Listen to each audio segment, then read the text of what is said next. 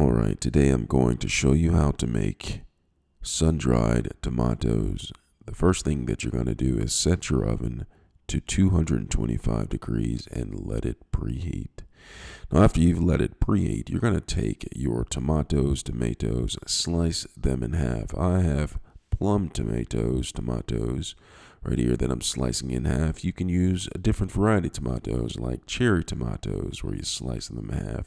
But if you have anything larger than cherry tomatoes, you'll have to remove the pulp from the inside of them.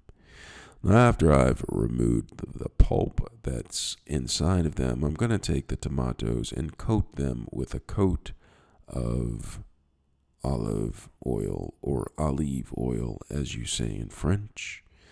And once you coat the tomatoes with olive oil, which I'm doing right here, making sure that each side has a coat of olive oil on them, I'm going to take them and place them with the open face upwards. All right, make sure, very important, that you have them open face upward. And this is going to allow the steam and the moisturization to evaporate from the tomatoes. Very important.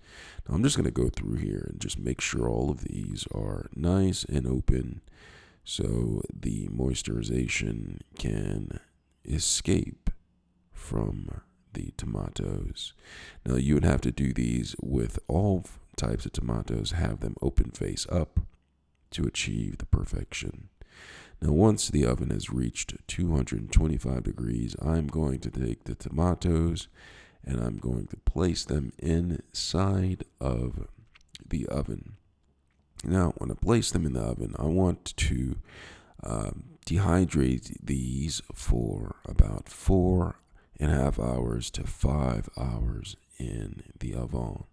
Now doing this you will achieve some great tomatoes. All right, so open it up.